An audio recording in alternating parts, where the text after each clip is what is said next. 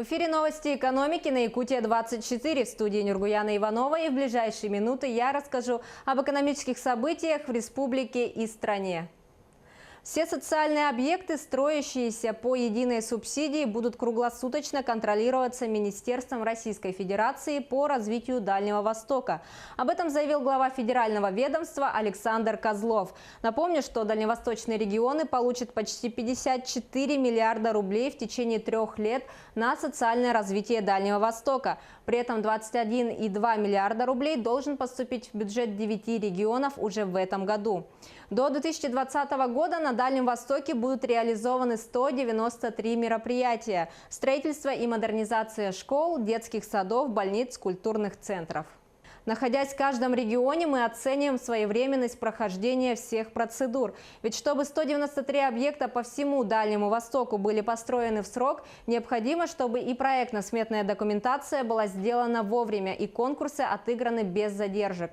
Сегодня в Хабаровске мы видим, что по 4 объектам стройка началась, и мы уже обсуждаем вопросы контроля именно за строительными работами. Наличие рабочих на площадке, хватает ли техники. И так будет по каждому объекту, который строится в рамках единой субсидии.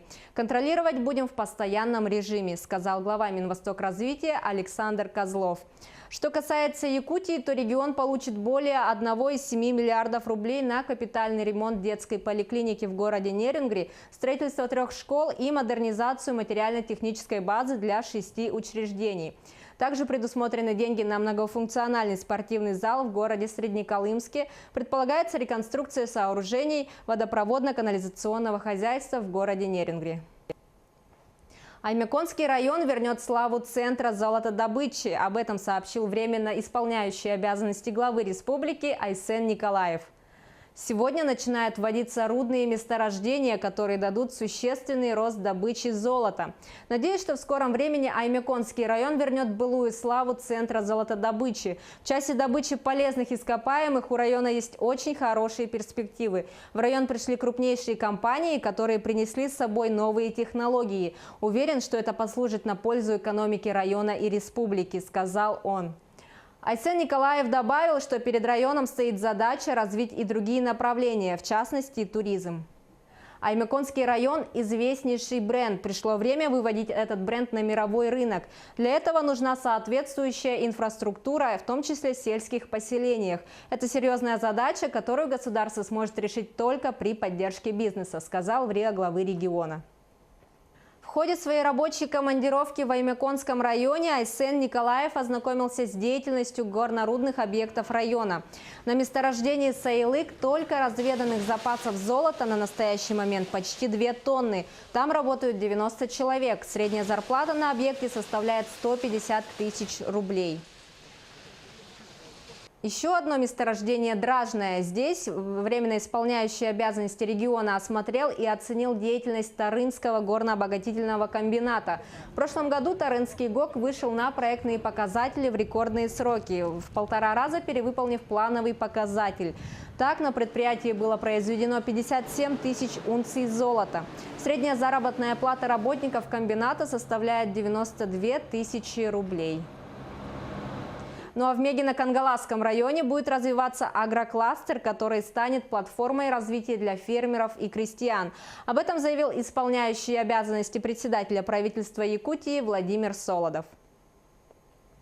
Создание системы переработки позволит району и всем другим предпринимателям получить стабильный спрос, точку сбыта.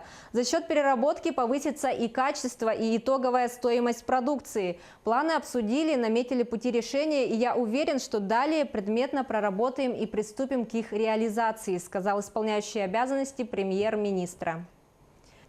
Владимир Солодов в ходе рабочей поездки в Мегино-Кангаласский район осмотрел строящийся квартал в селе Петровка, который возводится в рамках федеральной программы «Устойчивое развитие сельских территорий».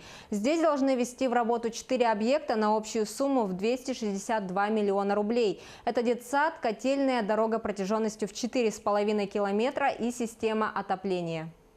Здесь будет введен детский сад на 90 мест, асфальтируется дорога, сделают освещение. Это станет точкой нового качества жизни как для населенного пункта, так и для всего района. Определенные вопросы есть, конечно, мы будем вместе их решать, чтобы все объекты в этом году были введены, сказал исполняющий обязанности главы Кабинета министров. Отмечу, что по федеральной программе по всей России работает всего 6 проектов, 3 из которых находятся в Якутии – в Сунтарском, Нюрбинском и Мегино-Кангаласском районах. Правительство Российской Федерации выделит Якутии 388 миллионов рублей. Республика вошла в число 5 регионов Дальнего Востока, которые получат поощрение за налоговые поступления в федеральный бюджет. Средства также получат Камчатка, Приморье, Хабаровский край и Еврейская автономная область. Соответствующее постановление подписал премьер-министр Российской Федерации Дмитрий Медведев. Правительство Якутии утвердило распределение субсидий из госбюджета республики местным бюджетам на повышение оплаты труда работников учреждений бюджетного сектора. На эти цели в общей сложности потребуется более 2,5 миллиардов рублей. Сумма субсидий местным бюджетам муниципальных районов и городских округов составила 1,8 миллиардов рублей. Субсидии местным бюджетам городских и сельских поселений составили 697,2 миллиона рублей. На этом у меня все. Оставайтесь в курсе экономических событий на Якутия 24.